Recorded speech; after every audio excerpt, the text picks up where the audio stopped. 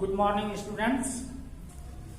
आज हम लोग क्लास 11th के लिए इंग्लिश सब्जेक्ट में सिंटैक्स वाले चैप्टर में कुछ एक्सरसाइज को देखेंगे। इससे पहले वाली वीडियो में हम आपको सिंटैक्स के विषय में बताए थे कि a correct arrangement of words in a sentence is called syntax. इसका मतलब हुआ कि एक सेंटेंस में शब्दों का जो बेस्ट करेक्ट सही अरेंजमेंट है, व्यवस्था है, उसी को हम सिंटैक्स बोलते हैं।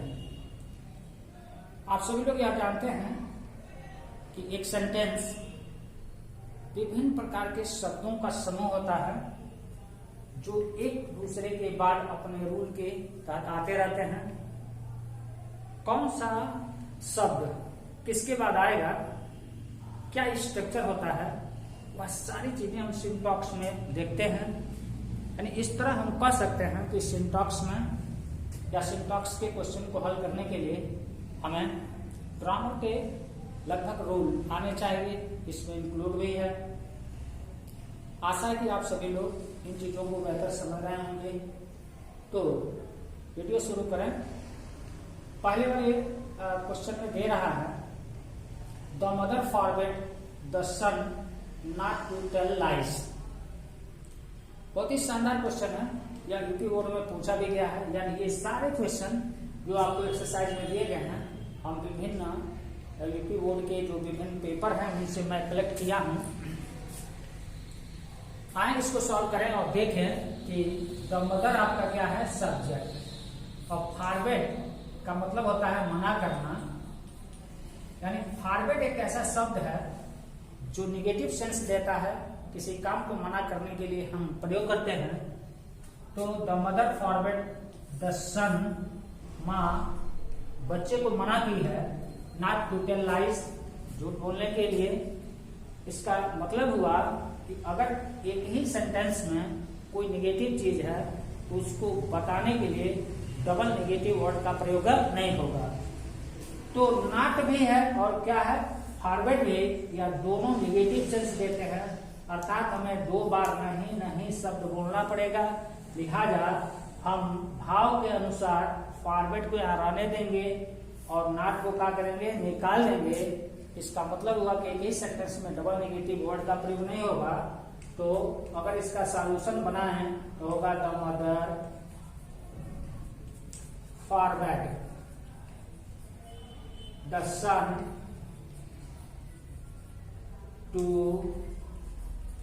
Tell lies. इसी से आप एक बात देख सकते हैं कि फॉरगेट का अर्थ होता है मना करना। एक ही सेंटेंस में हम डबल नेगेटिव वर्ड्स का प्रयोग नहीं कर सकते, यही कारण है कि हमें एक नेगेटिव वर्ड को निकालना पड़ेगा।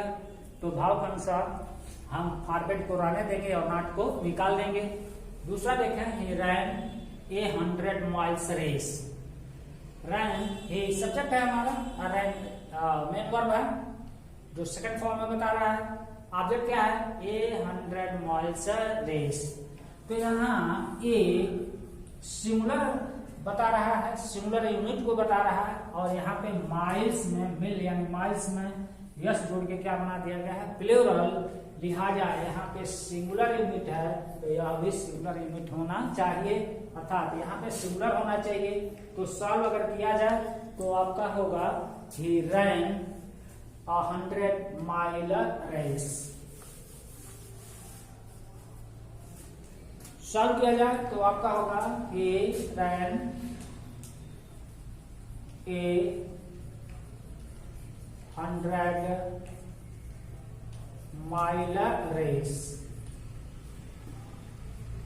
नेक्स्ट वाले को देखा जाए तो unless you do not work hard you can not succeed. बहुत ही टॉप का क्वेश्चन है। यह क्वेश्चन फिर मैं यूपी बोर्ड के पेपर से उठाया हूं। आइए इसे समझते हैं। अनलेस का मतलब है कहीं ऐसा ना हो, यानी जब तक तुम एक कंडीशनल है और नेगेटिव सेंस को बता रहा है। तो अनलेस नेगेटिव सेंस बताता है अर्थात उस क्लास में कामा से इधर वाले पूरे क्लास में अनलेस के वजह से दूसरा और कोई निगेटिव वर्ड होना नहीं चाहिए। तो हम अगर इस नॉट को निकाल रहे हैं तो इसी के साथ साथ इस हेल्पिंग वर्ब टू को भी निकालना पड़ेगा। तब आपका सॉल्यूशन होगा अनलेस यू वर्क हार्ड, जब तक तुम कठिन परिश्रम नहीं करते हो तब तक यू कैन नॉट सक्सेड, तब तक तुम सफल नहीं हो सकते। अर्थात अनलेस, अगर अनलेस किसी सेंटेंस क्लास में है तो फिर उस क्लास में दूसरा कोई भी निगेटिव वर्ड का प्रयोग नहीं होता। लिहाजा इसे अगर सॉल्व करके देखा जाए तो होगा unless you work hard, unless you work hard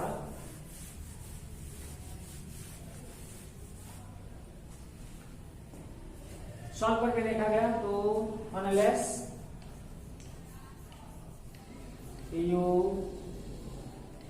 work hard, unless you work hard comma you can not succeed, you can not succeed. आए इसे एक बार फिर से देखें। अनलेस अगर किसी सेंटेंस में लगा है तो उस क्लास में फिर कोई निगेटिव वर्ड का प्रयोग नहीं होता। यहाँ पर नॉट का प्रयोग नहीं होगा तो नॉट सिंगल नहीं निकलेगा, इसके साथ जो इसका हेल्पिंग वर्ब है वो भी साथ में निकलेगा।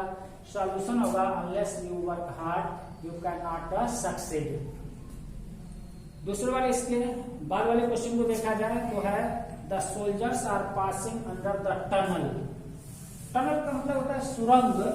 तो सुरंग अगर है तो सुरंग यानी टनल के साथ अंडर शब्द का प्रयोग नहीं होता है।